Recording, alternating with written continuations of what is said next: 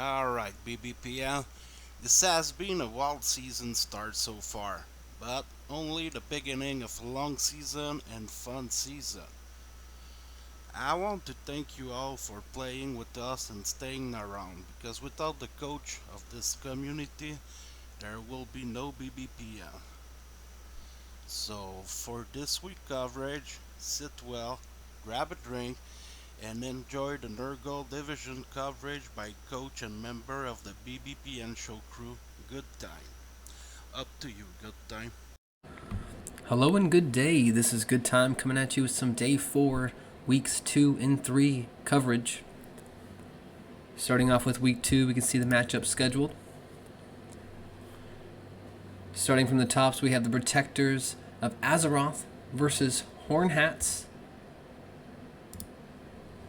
This would end up being a well-fought 2-2 draw on both sides, seeing a lot of armor breaks. Next up, we have Don't Call Us Goth versus Dauntless This. This one would actually go into a 0-0 draw, being unplayed, unfortunately, with neither team unable to show up to coordinate a match. Next up, we have the Real Slayers versus Chernobyl's Finest. This one would see the Slayers come out 2-1. Next up, we have the Pink Fluffy Unicorns versus the Honest Bunch. This one would see a 2-2 draw, a high-scoring affair given the two races in this match. Now on review here, we have the Star Wars Jedi versus In the Asylum, with some footage. Starting off the action, kickoff goes into the hands of Luke Skywalker out of the sky, leading to a first up blitz. 1 and 9. Rerolls into a stumbles. Emperor Palpatine with the killing hit there. Starting off the match here with a lot of tenacity. Rerolled from the Apothecary and ultimately saved from the clutches of death. A powerful way to start the match, setting the tone here for this one. Leia with the ball, marching down the field, looking to get in the second half here. Not to be thwarted and inspired by their fallen comrade. Danvers comes along the side, looking for the 4+. Fails the first time, re-rolled, gets the 6. Pows him. Leia hits the turf here. Oh, and rattled as well. Removed off the pitch by Danvers. Scatter comes out here, lands into 2 tackle zones. Asylum looks for the dodge out the side to secure the ball, but fails. Oh. Athens coming around with a blitz. Makes the first dodge. Ball's really out of reach here. Makes the first GFI though. Second GFI is good. Gets the stumbles. Ball's coming down. Oh, Kaz'd out. Luke Skywalker takes a massive injury. Apothecary comes out. Brings them back from the badly hurt, so they'll be coming back in the second half. Ball's bobbled. Athens misses it. Mace misses it. Bobbled between Athens and Mace again. Comes down, hits the turf here, and unfortunately with no one to secure the ball here from Asylum, we would see it stall out on the defensive side and ultimately secured and leading to a 1-0 half for the Jedi. Later that first half, Turn 8, Asylum looking to answer and get one on the board. Action really spread out here. Not until Fairfield gets a nice 2-dice pow on to Amaral, freeing up Bloomingfield. The Blitzer comes out. 2 dice onto Obi-Wan. Pows him. This frees up Greystone here within striking distance. Greystone looking for the pass. Trans passing out here. Throw is good, catch is good, through the arms of the catcher Leia. GFI comes out, it's good! Greystone puts a point on the board there, and we're all tied up 1-1 in the first half. Action, second half. Asylum marching down the sideline, looking to bring it to 2-1. That's not until we see a big blitz coming out of Obi-Wan. On to Greystone, the big hero in the first half. Gets only the push there, but that's good enough to set up the chain. Chaining Trans, the ball carrier, into the down player, Han Solo, who uses his mobility to jump up, get the block. 1 dice is a pow stumble there, jarring the ball loose. settling down to the turf here. Big long legs jump coming out of the catcher.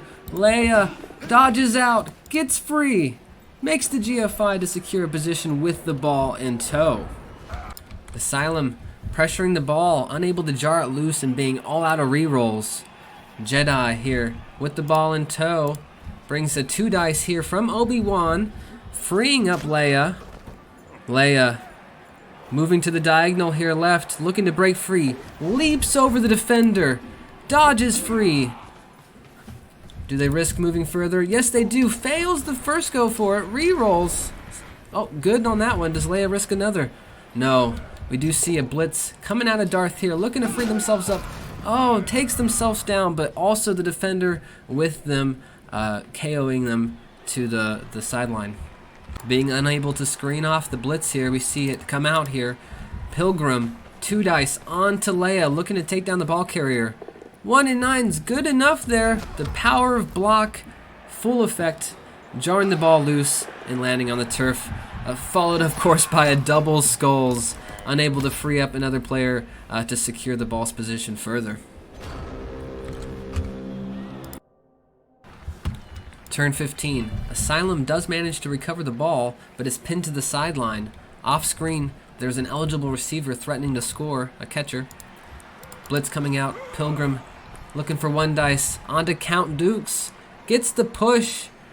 That's good enough to free up an edge there. Looking to dodge out. The ball carrier Bloomingdale. Oh, fails with the 1. Oh, heartbreaking there, and with no rerolls that will stick and lead to the Jedi securing the ball with it being wide open and taking it 2-1. Next up, we have the Tromaville Toxies versus the Denver Bone Bats. This would see the Bone Bats rise atop here, 3-0. And last up on the week, we do have the Vamplite versus Slow as Fuck. For more coverage on field, we tune in. Action starts. Turn 5, Vamplite on offense, driving along the right. Vampire downfield but marked. Not until big 2 dice out of Adam 5, bringing down the Troll Slayer, freeing up the Vampire along the side. Ball carrier comes around. Handoff attempt. Handoff to Count Beryllium is good. And with the juice box in tow, Count Beryllium will be seen here scooting along the sidelines. GFI comes out here to secure the position, is good, putting them out of reach and securing a 1-0 position in the first half, scoring on turn 6. Turn 8, Vamplite on defense, defending their 1-0 lead. Slow, pushing up. Runner, 8 squares out. Last-ditch effort to score here. That's not until we see a big blitz coming from Vamplite's Count Hydrogen onto the runner, forcing them back with a pow. Ball's free, jarring any sort of hopes for a score this half, putting it 1-0 going into the second. Starting off at the second half, we can see numbers. Dwarves at 10. Vamplite down to 7. Rough numbers here, starting off with a big block out of the Troll Slayer, resulting in another injury, putting the numbers dire, 6-10. Later, turn 10, Vamplite do manage to get 1 back and narrow it down to 6-9. Follows by some pressure here, feeling the crunch and need to put something on. Count Hydrogen, 2 dice, pows the Troll Slayer and allows them to mark up the ball carrier, the runner, with very little escort resistance as well, putting the pressure onto Slow as Fuck. Next turn, Dwarves ball carrier still under fire. Caught in the mid-scrum, we do see follow-up pows bring 2 down, securing the middle, but this is going to result in the need for some fleet-footed attempt from the runner. First dodge failure. Oh, dire situation here. Oh, second one is good with the coach reroll. This does allow the runner to get to that secured position in the middle and result in a nice cage threatening downfield. Picking back up here on turn 13, Dwarves do manage to march down the sideline. Not to be deterred, Vamplight send out their juice box on a dodge of their own. Fails the first time, re-rolls. Good. One dice coming out of Adam 2 onto the blitzer, onto the runner. Is good with the POW stumbles. Jarring the ball loose. Putting some pressure onto Slow to recover. Needing a little more pressure, we do see some fleet-footed work out of Count Hydrogen, dodging through space and tackle zones to get some pressure along the side. Next turn, Dwarves forced to respond. They do secure the sideline with some good punching, followed by a nice 2 dice out of the Longbeard, knocking down Adam 2 and killing him. Some hard punching coming out this game, showing that the Dwarves really want this touchdown. A cheeky foul coming out of the blitzer, trying to bring out Count Hydrogen out of the game, really feeling like he's a threat. Forcing a response from Vamplight. Next turn, we do see 2 dice out of Count Beryllium, failing a bloodthirst though, so they will have to bite with somebody. But the 2 dice is a nice KO, removing another threat. Bite coming out on the juice box. Bowden. Oh, clamped down on too hard and sent off into the casualty box. One juice box feeling like to be a receiver. Adam 5 downfield looking to receive a pass. Count Hydrogen doing some dodging, failing one, but succeeding the rest. Go for it's good. Pickup's good. Throw comes out. Oh, intercepted by the runner. And with that, intercepting any sort of hopes for a touchdown from the Vampire as the Dwarves march down and tie it 1-1 to end the game. And with those matches finished, we can see the finals across the board here for week 2. Now taking a look here at week 3, we can see the matchups for this week. Now unfortunately, due to a hiatus of the on-field crew, we have only a brief coverage of the first match this one. A play of the game between the Protectors of Azeroth versus the Real Slayers. Going on to field now. We start off action here with the play of the game. Both teams having scored 1 on either offense. It all came down to this turn 16 play. Slayers on defense after a deep kick. Threatening. Protectors on full defense. That's not until Happiness takes a 2 dice blitz onto Maev. Shadow Song. Gets the stumbles, knocks him down. Pickup's good. All that's left's the go for it's good. Touchdown. Slayers take this one 2-1. An amazing finish to a strong game there. Next up we have the Pink Fluffy Unicorns versus Don't Call Us Goth. This would see a 0-0 draw with neither team able to coordinate a match this week. Next up we have the Star Wars Jedi versus Horn Hats. Jedi would take this one 2-0, with neither side breaking much armor. Next up we have the Toxies versus Dauntless This. 1-1 draw. Vamplight versus Chernobyl's Finest. Finest take this one 2-0. Off to a strong start from the Underworld this season. Slow as Fuck versus The Honest Bunch is next. This would see Slow take it 1-0 in a slugfest. Exactly the Dwarves' style. Last we have for week 3 here the Denver Bone Bats versus In the Asylum. Bone Bats would take this one on a concede after the coach was unable to continue playing. And after that, we have the finals here showing the results for week 3. And then taking a look at the leaderboard, we can see as through day 4, some matches having already been played. Still very early in the season. Any team can pull ahead. Stay tuned as we cover it further. Hopefully getting that crew team ready to go next week with some more coverage. And lastly, this is a good time sending it back to you. Thank you very much for your time.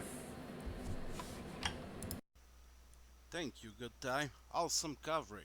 I really like these play-by-play for the game coverage. Talking about play-by-play coverage, here is the segment of our Citizen of the Void, Scar. Hello again, coaches. Sorry for not being around last week. A certain ritual required far more attention than I initially thought, and I couldn't complete my work in time. Regardless, thanks to that little delay, and with a larger number of deaths than normal, I now have more than enough material for another round of slaughter. I hope you all enjoy.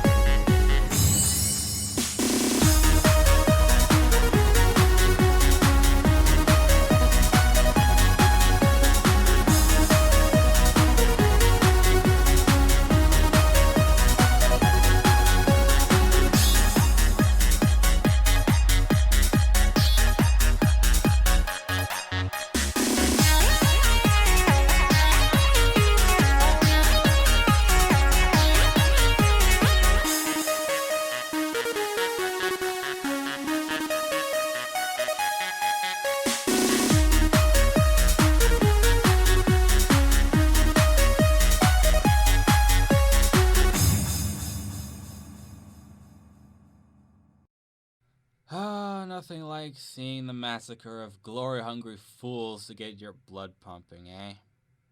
I have to say that this season is going way better than I expected so far.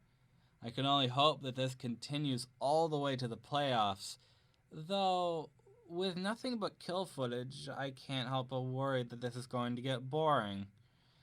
Going to have to try and vary my work somehow. I need to figure these things out. Until then, it's back to you, Cord. Thank you, Scar. That is indeed a shitload of death for this week. I suppose that make you and Grimwald very happy. So, let's go see about it, with the coverage of the Corn Division by Fennel and his crew from the Extras. And we're live. All right, welcome back to another episode of the BBPN, the Extras. We are covering the Corn Division and we have quite a bit of a lineup today. I am your host, Fenhel Naisha, and over on my left is, of course, the lovely Mela. Today, as I said earlier, we will be looking at Corn a bit more in depth. Mostly because we're covering a few more weeks further into the season, have a better chance at looking at the developments of the teams, and see how things are progressing, see the leaderboard. Okay. You've been looking at me since the start of this whole since we got into the studio. What's going on, Mela? What is it? Just come on, get out with it. Really? You're still angry about that? I told you it was a mistake on my part, and you're still holding on to that. Listen, how about if you just let it go and just take in the news here, maybe it'll cheer you up. I mean, come on, it can't be all that bad. Besides, looking at the development of the teams, even your precious Dark Elves will probably be looking at a much better standing after all. It's bound to cheer you up.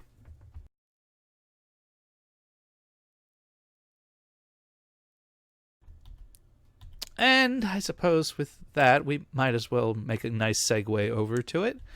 Taking a look at the Corn Division, it's probably not a bad idea. We'll be looking over at the current leaderboard as its standings at the end of week 4 for the most part. And then we'll look into an in-depth analysis of the team's development for the various players throughout the division. Let's go ahead and take a look then.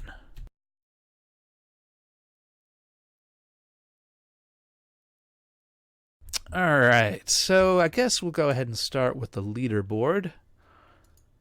Take us a look there. Well,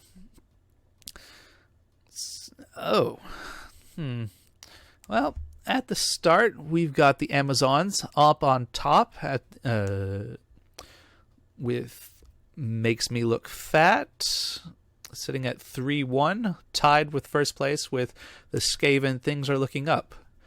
Interesting how things seem to have twisted around a bit. It's a 3-way tie for third with the Undead Don't You Guys Have Phones, the Dark Elf Team, the Leaping Buggers 2.0, and the Elf Union, the RAS. Following after that, we got a 3-way tie for sixth place with the Dwarves, Mini Dickus, the Ogres, a surprising jump up for them, the Mighty Blow Maulers, and then, of course, the Khemri with the Old World Reborn. Following behind that in ninth place, we got the other Dark Elf Team, the Pork Chop Express. Don't look at me like that. That's just how things are. It's just only week 4. There's still like 10 more games left to go play. Following up behind them, however, there's also the in 10th place, we got the Atomic Undead Boogie. And then down right below that, we got the Necromantic BBPN Puppies, followed by Son of an Orc, the Dastardly Devils, the Gobos, and at the very end, we got Bretonians of the Flesh Wound.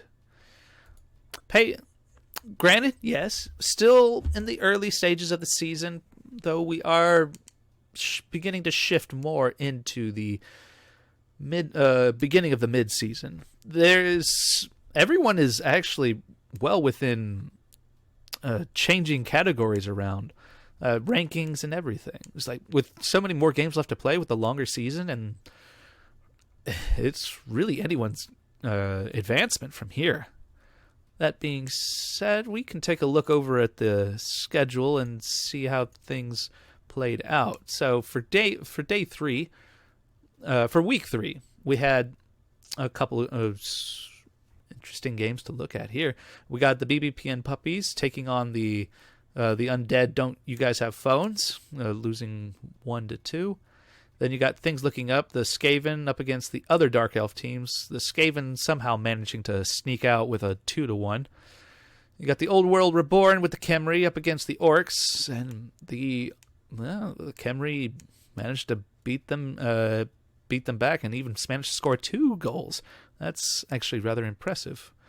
The Ogres with the surprise upset, seeing as how they're ogres, but then again, we shouldn't be surprised. It is by the Commissar himself. 1-0 against the Atomic Undead Boogie. Got a tie that goes out against the RAS and the Dark Elf and the other Dark Elf team. 2-2. Not surprising, but then again, it's an elf game, so not much to expect there. Over down below, we got the Dastardly Devils, the Gobos up against the Dwarves. That one probably kind of makes sense there. 3-0, though it is surprising that the Dwarves managed to score so many goals. They must have been doing that as well as beating up the Goblins. And then we got the Bretonians up again. Those Amazons seem to be running hot right now. Running around that game with 3-0. No worries, guys. It's like I said, it's just day 3. We still got going into day 4. We got week 4.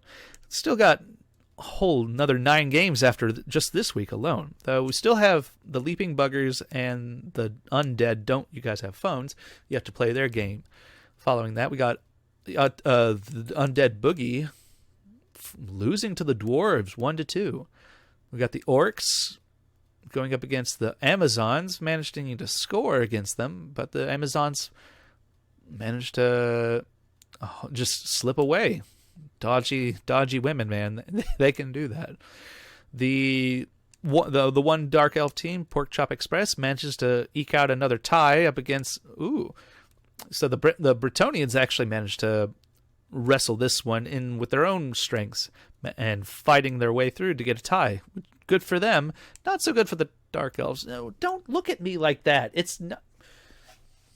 The BBPN puppies tying with the goblins.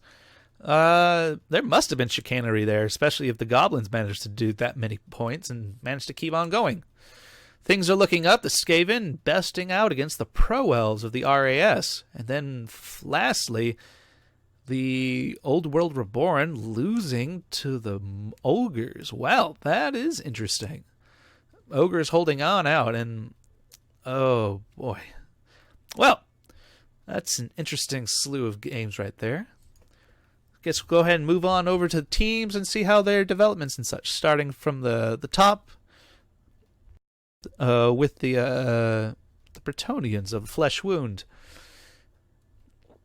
They do seem to be down one. I believe Grimwald might have something to say about that later on. It's a little unfortunate at the moment. If I remember right, they had one extra player. I guess someone had to have died then.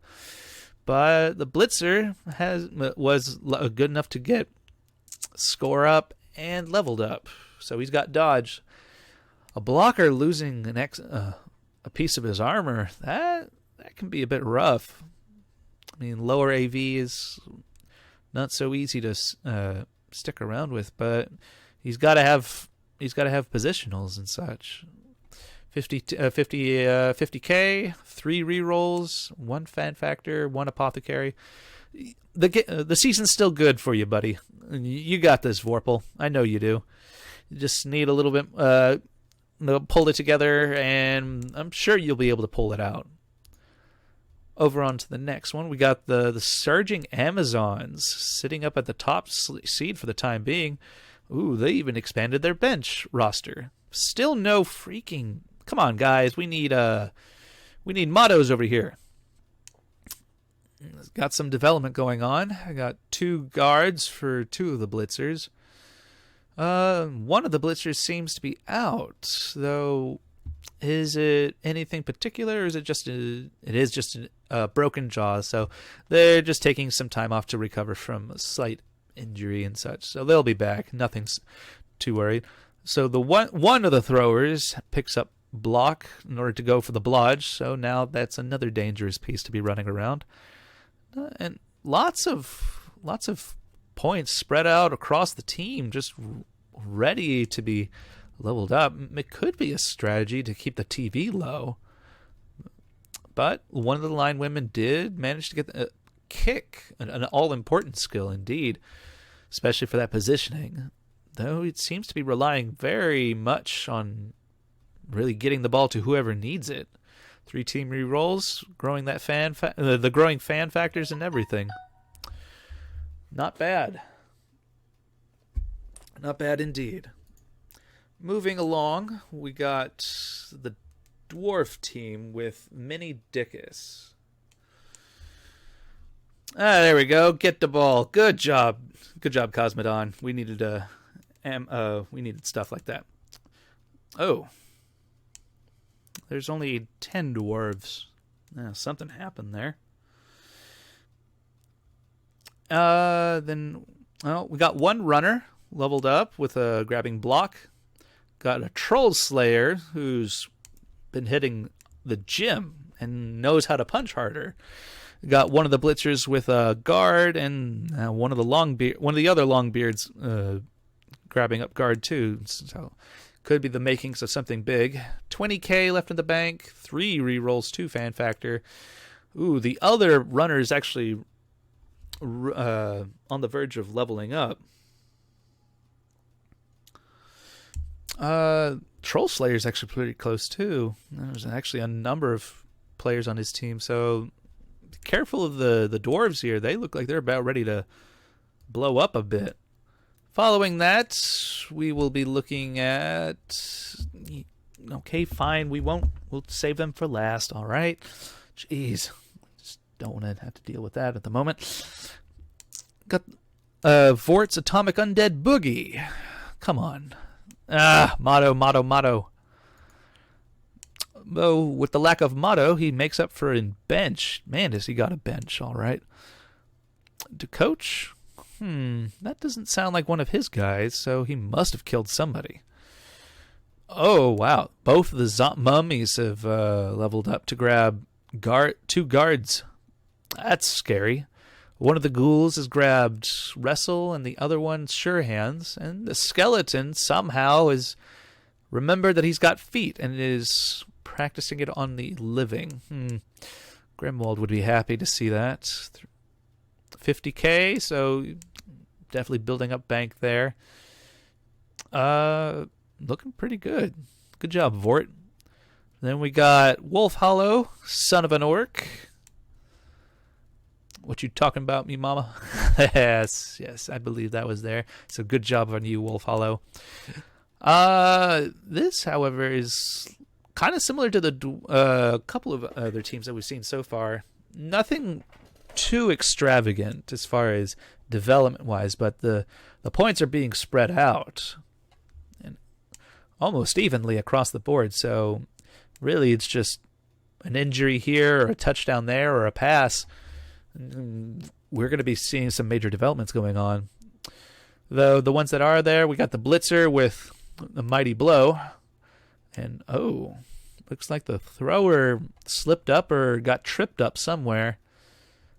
Oh, broke his back, damaged his back a bit.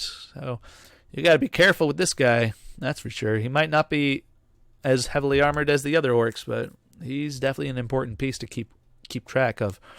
One of the line orcs knows, apparently has developed the essential skill of block, so now he's more of a standing citizen with this particular horde, at least. And following up, yes, save them both for last. Next up, we got the necromantic team of BBPN puppies. Right. Got some development going on here. Oh, wow, that is interesting. So the big interesting part is right here with the flesh golem. Frank the Unstoppable certainly seems to be living up to that. Level 3 already with a mighty blow and guard. Very interesting. Foregoing block of all things just to grab those things. Well, I mean, it's all useful, yes, but that seems to be where all the he must have grabbed MVP a couple of times. One werewolf with block, and that's about it. But some, I mean, kind of all funneling into the flesh golem with a couple of others just picking stuff up. Man, and this guy must have been doing stuff if he's already level 3. Good grief. Going on over to the Skaven team, things are looking up by the current champ.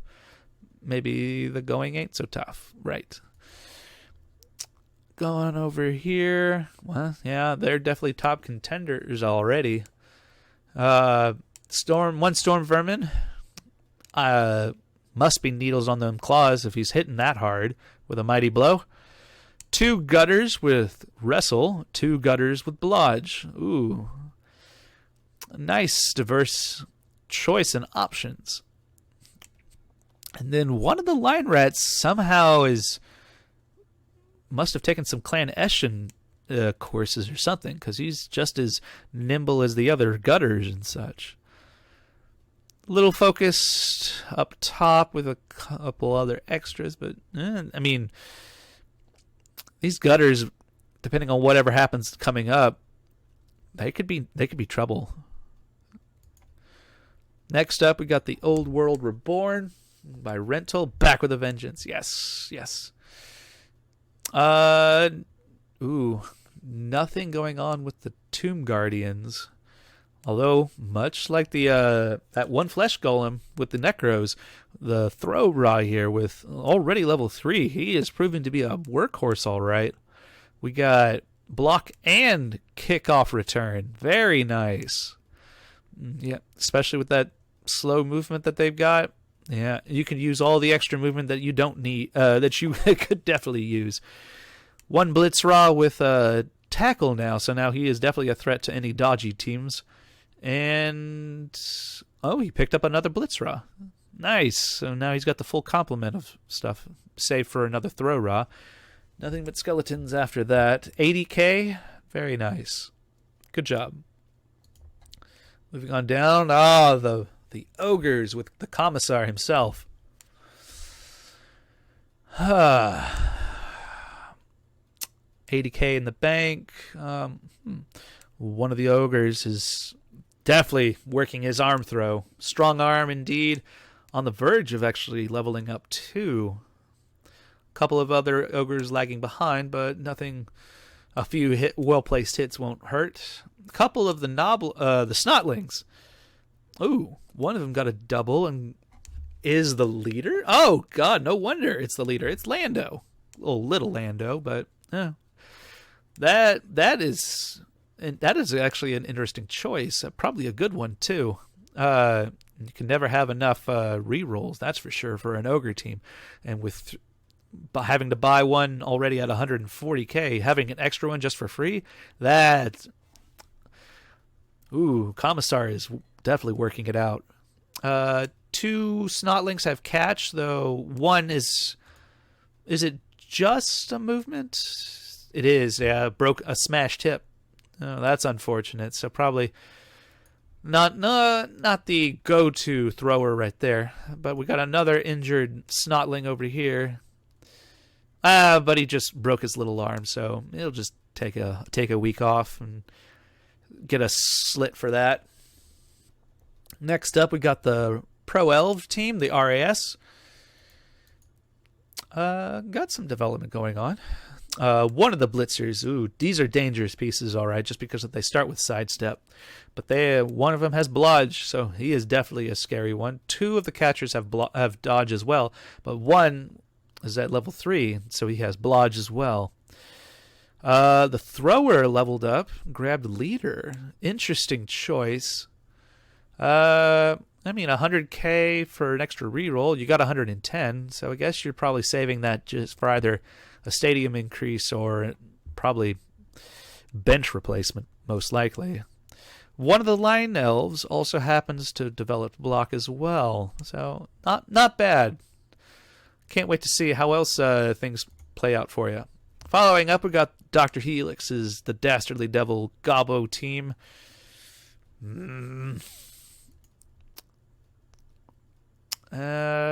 No real development. Still on the low TV side. That's right. There's a couple of things going on. But one of the trolls has leveled up and grabbed grab of all things. Foregoing guard for grab. I wonder what he's got options, but this one right here, this Gobbo seems to be the one who, the star player right here. Sidestep and block.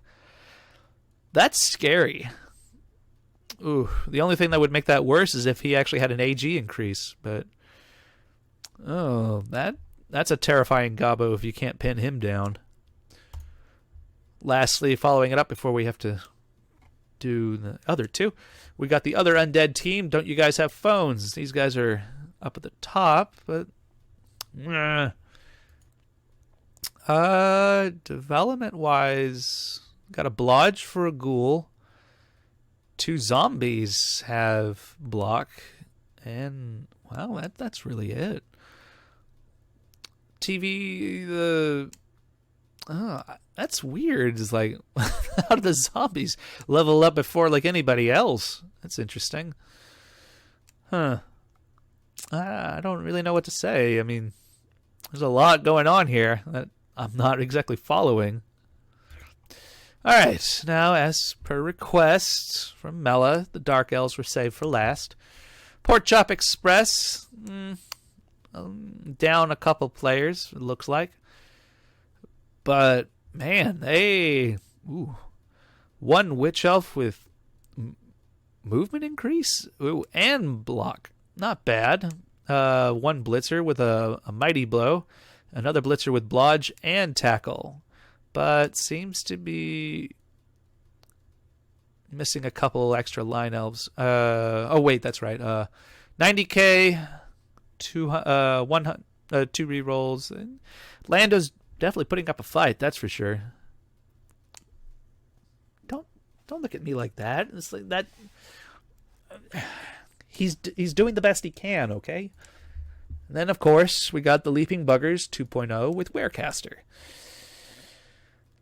giving Ace PTSD. Let's see. Looks like he went the same route too. So one Witch Elf has a movement increase. The other one took Leap along with one of the Blitzers. He lost. He still hasn't replaced that one elf. I think it was a runner. And one of the line elves has Strong Arm. Interesting. Huh. He's close to leveling up. So is the Witch Elf. 120k. Must be waiting on something. Interesting developments here, fellas. Can't wait to see how things progress.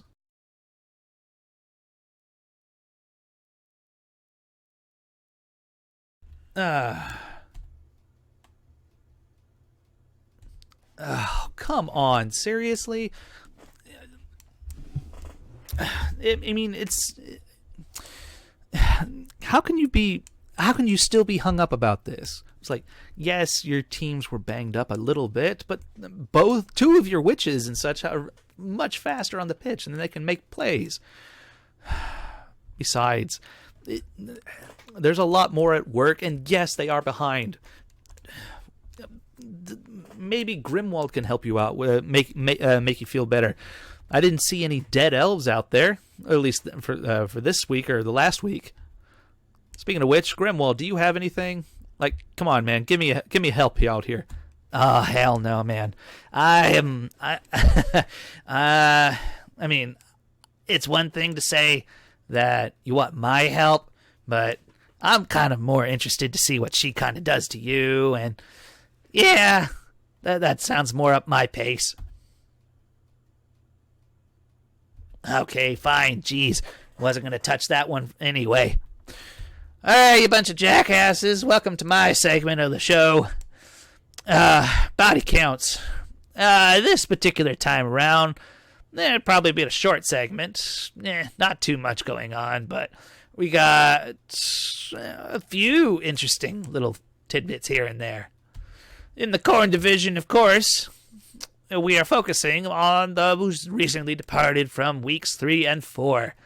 We got one Bretonian peasant decided to go back to the crop fields, fertilizer-wise. God knows he's only useful there. He's not worth much of anything. Then, of course, we got not one but 2 Bretonian blockers that ended up dying. In case you were wondering, yes, it was from the only Bretonian team in the entire league for this season. He went through not one but 2. Now they're both mine. Haha. They're actually not bad. Of course, we got 2 little doorstops of goblins, but they're a dime a dozen.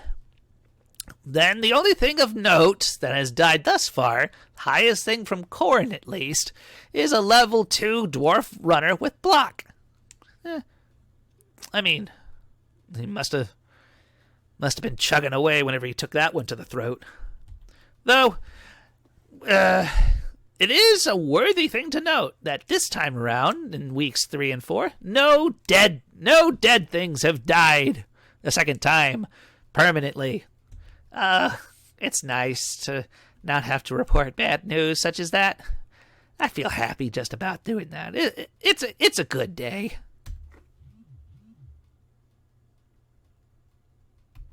Oh, on that note, I can already see where this is going. I'm gonna go ahead and head over to the gambling house.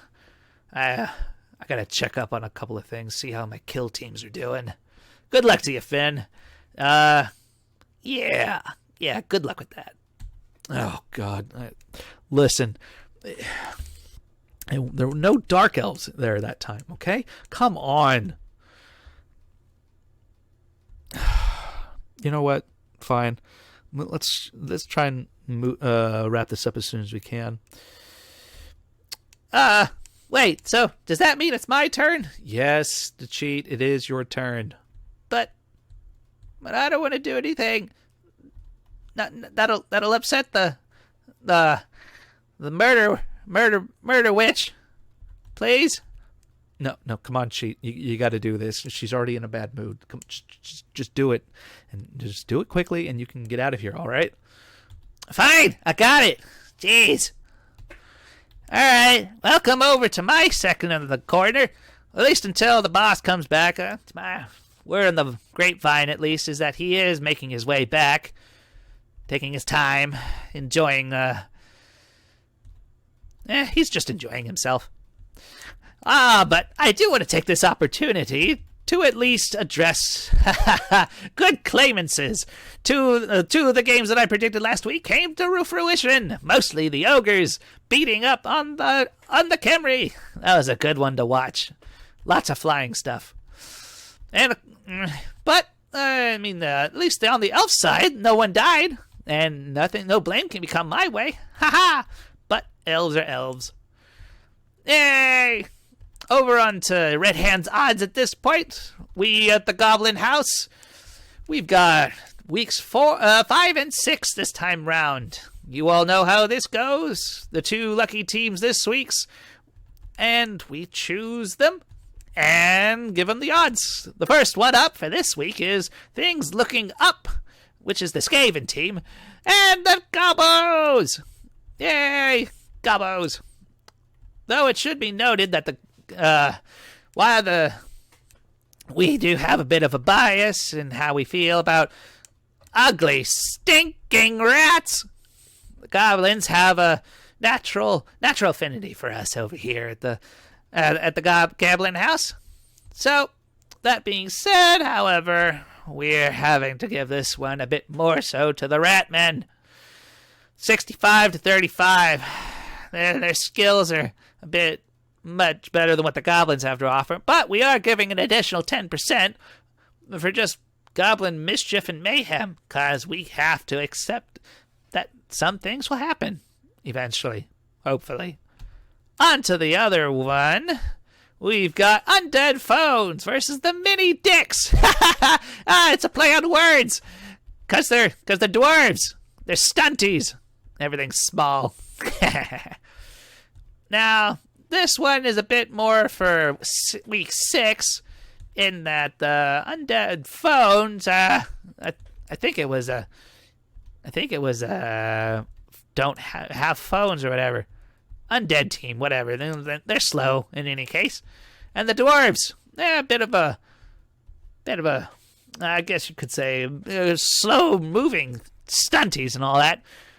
But really, we aren't really hoping this much for either team. Although, we're going to give this one over to the Undeads. But that's about it.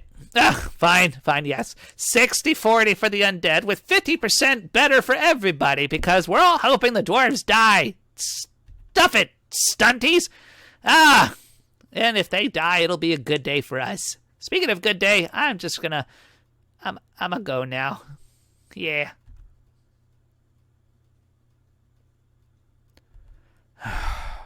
What is it going to take to just get you out of this mood? I like it better when you're not in a killy mood.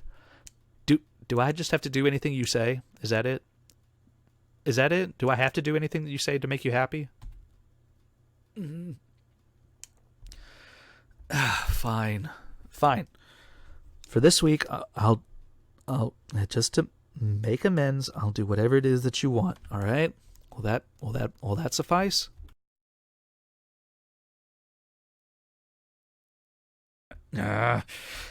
Don't you be getting that look. I know exactly what you're going with. I am not going to do that.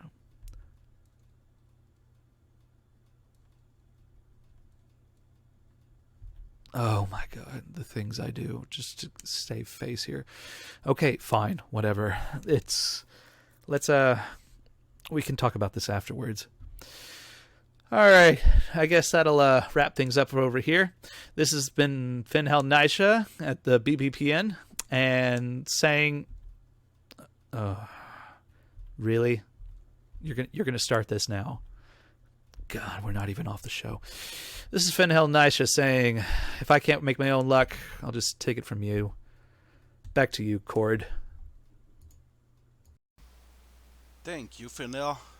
Well, that is the conclusion of another BBPN show.